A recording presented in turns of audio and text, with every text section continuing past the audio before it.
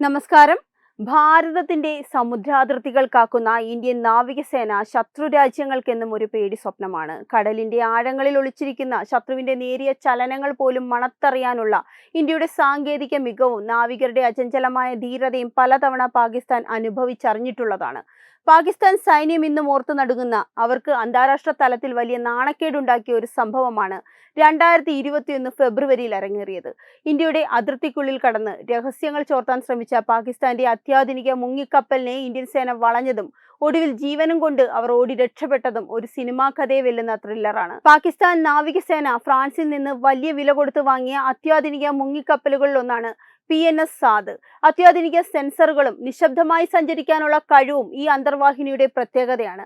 2021 ആ കലുഷിതമായ സാഹചര്യത്തിൽ ഇന്ത്യൻ നാവികസേനയുടെ പ്രധാന യുദ്ധക്കപ്പലുകളുടെ നീക്കങ്ങൾ നിരീക്ഷിക്കാനും തന്ത്രപ്രധാനമായ വിവരങ്ങൾ ചോർത്താനുമായി പാകിസ്ഥാൻ ഈ മുങ്ങിക്കപ്പലിനെ നിയോഗിച്ചു. ഇന്ത്യൻ സമുദ്രാതിർത്തിയിൽ ആരുമറിയാതെ മുങ്ങിക്കിടന്ന് നിരീക്ഷണം നടത്തുക എന്നതായിരുന്നു അവരുടെ പദ്ധതി.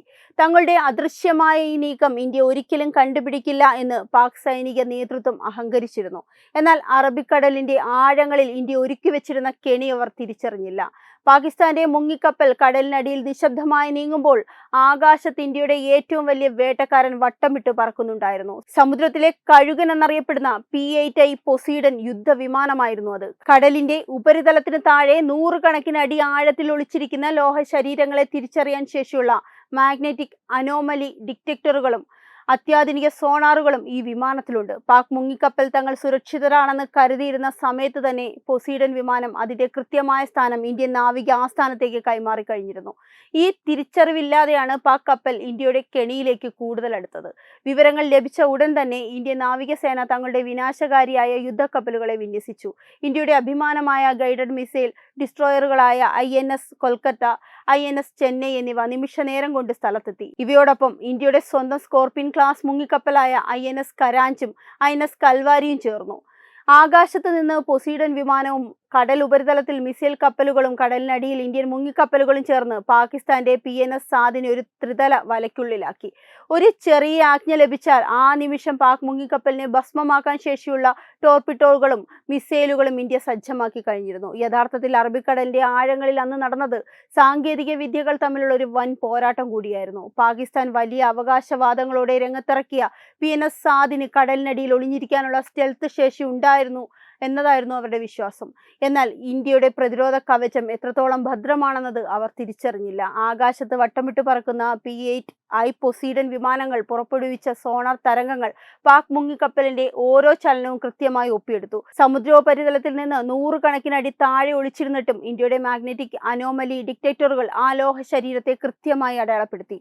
നിമിഷ നേരം കൊണ്ട് ഇന്ത്യൻ നാവികസേനയുടെ യുദ്ധക്കപ്പലുകൾ ആ പ്രദേശം വളഞ്ഞതോടെ PNS സാദ് ഒരു എലിപ്പെട്ടിക്കുള്ളിൽ അകപ്പെട്ട അവസ്ഥയിലുമായി. ഇന്ത്യയുടെ അത്യാധുനിക ടോർപിഡോകൾ തൊടുക്കാൻ പാകത്തിൽ INS കൽവാരിയും INS ചെന്നൈയും ഒരേ സമയം ലക്ഷ്യം വെച്ചതോടെ പാക് നാവികർക്ക് മുന്നിൽ മരണം മുഖാമുഖം നിൽക്കുന്ന പ്രതീതിയായിരുന്നു. യുദ്ധമുഖത്ത് ഒരു വെടിയുണ്ട പോലും ഉതിർക്കാതെ ശത്രുവിനെ മാനസികമായി തകർക്കുക എന്ന യുദ്ധതന്ത്രമാണ് ഇന്ത്യ അവിടെ പയറ്റിയത്. തങ്ങളുടെ കപ്പൽ ഏത് നിമിഷവും തകർക്കപ്പെടാമെന്ന ബോധ്യം വന്നതോടെ പാകിസ്ഥാൻ സൈനികർ പരിഭ്രാന്തരായി ആഗോളതലത്തിൽ നാണക്കേട് ഒഴിവാക്കാൻ ഇന്ത്യയോട് അപേക്ഷിക്കുകയും ചെയ്തു. ഭാരതത്തിന്റെ കടലതിർത്തിക്കുള്ളിൽ കടന്ന് സാഹസത്തിന് മുതിർന്നാൽ അത് സ്വന്തം നാശത്തിലേക്കുള്ള വഴിയായിരിക്കുമെന്ന് ബോധ്യപ്പെട്ട പാക് സൈന്യം ഒടുവിൽ തല താഴ്ത്തി പിൻവാങ്ങുകയായിരുന്നു. സമുദ്ര സുരക്ഷയിൽ ഇന്ത്യ കൈവരിച്ച സ്വയം പര്യാപ്തതയുടെയും ജാഗ്രതയുടെയും ഉത്തമ ഉദാഹരണമായി ഈ സംഭവം ചരിത്രത്തിൽ രേഖപ്പെടുത്തി.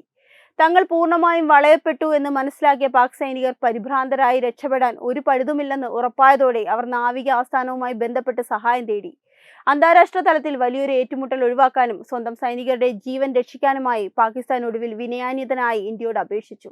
തങ്ങൾ അതിർത്തി ലംഘിക്കാൻ ഉദ്ദേശിച്ചിട്ടില്ലെന്നും സാങ്കേതികമായി തെറ്റുപറ്റിയതാണെന്നും പറഞ്ഞ് അവർ മാപ്പപേക്ഷിച്ചു. ഇന്ത്യൻ നാവികസേനയുടെ കരുത്തിന് മുന്നിൽ പിടിച്ചു നിൽക്കാൻ കഴിയില്ലെന്ന് ബോധ്യപ്പെട്ടതോടെ കറാച്ചി തുറമുഖത്തേക്ക് തിരിച്ചുപോകാൻ അവർക്ക് അനുമതി നൽകി.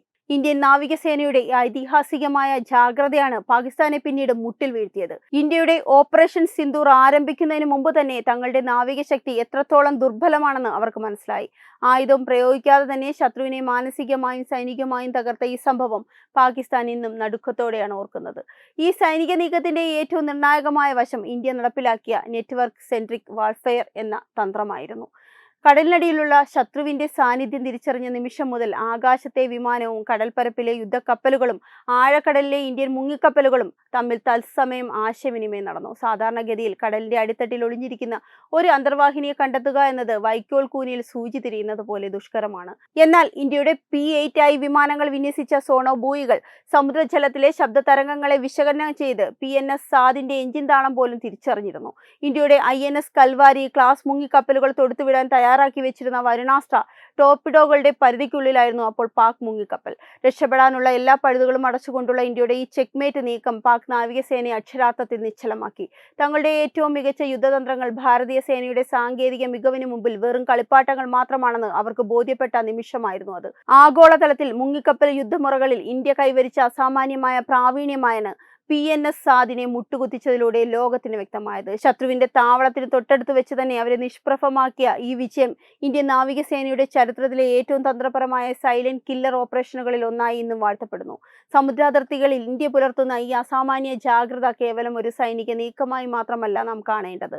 ലോകത്തിനു മുമ്പിൽ ഭാരതം നൽകുന്ന വ്യക്തമായ ഒരു സന്ദേശം കൂടിയാണിത്. അതിർത്തികളിൽ അശാന്തി വിതയ്ക്കാൻ ശ്രമിക്കുന്ന ശത്രുരാജ്യങ്ങൾ ഒരു കാര്യം ഓർക്കണം. പഴയ ഇന്ത്യയല്ല ഇന്നത്തേത്. സാങ്കേതികമായും തന്ത്രപരമായും ലോകശക്തിക്കൊപ്പം നിൽക്കുന്ന പ്രതിരോധ നിരയാണ് ഇന്ന് നമുക്കുള്ളത്.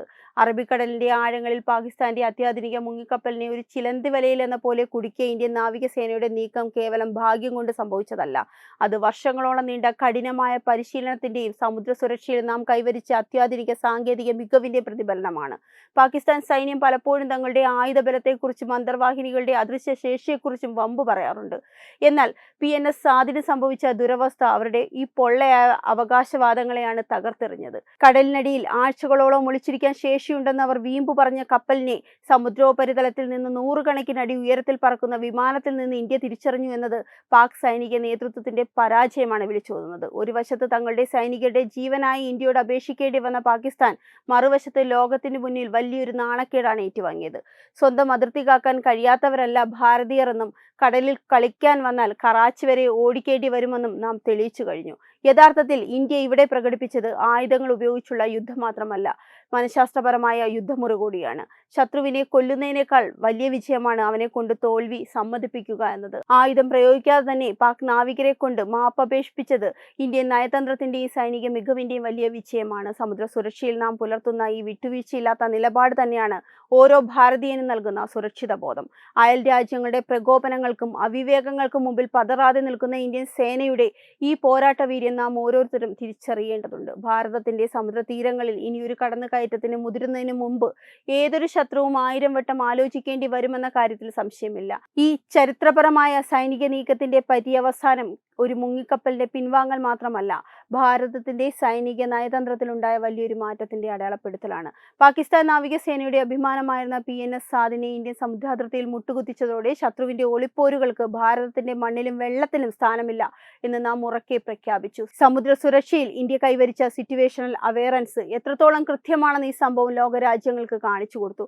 ആഗോളതലത്തിൽ തന്നെ സമുദ്ര യുദ്ധമുറകളിൽ ഇന്ത്യയുടെ സ്ഥാനം ഒന്നാമതാണെന്ന് തെളിയിക്കപ്പെട്ട നിമിഷമായിരുന്നു അത്. പാകിസ്ഥാൻ സൈന്യം ഇന്നും ഭീതിയോടെ ഓർക്കുന്ന ഈ പരാജയം അവരുടെ നാവിക ചരിത്രത്തിലെ കറുത്ത പാടായി അവശേഷിക്കും. ഇന്ത്യൻ നാവികസേനയുടെ കരുത്തിന് മുന്നിൽ യാചിക്കേണ്ടി വന്ന അവരുടെ അവസ്ഥ അതിർത്തി കടന്നുള്ള ഏതൊരു സാഹസത്തിനും നൽകേണ്ടി വരുന്ന വലിയ വിലയാണ് സൂചിപ്പിക്കുന്നത്. ഓപ്പറേഷൻ സിന്ദൂർ പോലുള്ള അതിശക്തമായ നീക്കങ്ങളിലൂടെ ഇന്ത്യയെ കാത്തുസൂക്ഷിക്കുന്നത് ദശലക്ഷക്കണക്കിന് ഭാരതീയരുടെ സുരക്ഷയാണ്. കടലിനടിയിൽ ഒളിച്ചിരിക്കുന്ന ലോഹ കഷ്ണങ്ങൾക്കും അപ്പുറം രാജ്യസ്നേഹം നെഞ്ചിലേറ്റിയ ഇന്ത്യൻ നാവികരുടെ നിശ്ചയദാർഢ്യമാണ് നമ്മുടെ യഥാർത്ഥ കരുത്ത്. അറബിക്കടലിന്റെ ആഴങ്ങളിൽ അന്ന് മുങ്ങിപ്പോയത് പാകിസ്ഥാന്റെ അഹങ്കാരം മാത്രമല്ല, ഇന്ത്യൻ പ്രതിരോധ നിരയെ ഭേദിക്കാമെന്ന അവരുടെ വ്യാമോഹം കൂടിയാണ്. ഭാരതത്തിന്റെ സമുദ്ര തീരങ്ങൾ ഇന്ന് അത്രത്തോളം സുരക്ഷിതമാണ്. അത്യാധുനിക യുദ്ധക്കപ്പലുകളും മുങ്ങിക്കപ്പലുകളും ആകാശത്ത് വട്ടമിട്ട് പറക്കുന്ന നിരീക്ഷണ വിമാനങ്ങളും ചേർന്ന് തീർക്കുന്ന ആ പ്രതിരോധ കവചം ഭേദിക്കാൻ ലോകത്തിലെ ഒരു ശക്തിക്കും കഴിയില്ലെന്ന് PNS സാദിന്റെ ഈ കഥ നമുക്ക് പറഞ്ഞു തരുന്നു. ഈ പോരാട്ടവീര്യം ഓരോ ഭാരതീയനും അഭിമാനം ഉണർത്തുന്നതാണ്. ശത്രുവിനെ നിഷ്പ്രഭമാക്കിയ ഈ ജാഗ്രത വരും തലമുറകൾക്ക് ആവേശം പകരുന്ന ഒരു പാഠപുസ്തകമായി നിലനിൽക്കും. ഭാരതത്തിന്റെ സമുദ്രങ്ങളിലേക്ക് അവിവേകത്തോടെ കടന്നു കയറാൻ ശ്രമിക്കുന്നവർക്ക് കറാച്ചിയിലേക്കുള്ള ആ മടക്കയാത്ര എന്നും ഒരു മുന്നറിയിപ്പായിരിക്കും. സമുദ്രത്തിലെ വിശ്വരൂപം കാട്ടി ഇന്ത്യ ശത്രുവിനെ വിറപ്പിച്ചത് ചരിത്രത്തിന്റെ സ്വർണ്ണലിപികളിൽ രേഖപ്പെടുത്തിയിരിക്കുന്നു. വെബ് ഡെസ്ക് തത്വമൈ ന്യൂസ്. HIV അണുബാധ സന്തോഷപൂർണമായ ഒരു ജീവിതത്തിന് തടസ്സമല്ല. HIV അണുബാധയ്ക്ക് ഫലപ്രദമായ ചികിത്സ ഇന്ന് ലഭ്യമാണ്. ഇതിന് യഥാസമയം അണുബാധ കണ്ടെത്തുന്നതും കാലേക്കൂട്ടി ചികിത്സ നടത്തേണ്ടതും അത്യാവശ്യമാണ്. സൗജന്യമായ ചികിത്സയും മാർഗനിർദ്ദേശങ്ങളും സർക്കാർ ആശുപത്രികളിലെ ART അഥവാ ഉഷസ് കേന്ദ്രങ്ങളിൽ ലഭ്യമാണ്. ആരോഗ്യ സംരക്ഷണം ഓരോരുത്തരുടെയും ഉത്തരവാദിത്തമാണ്.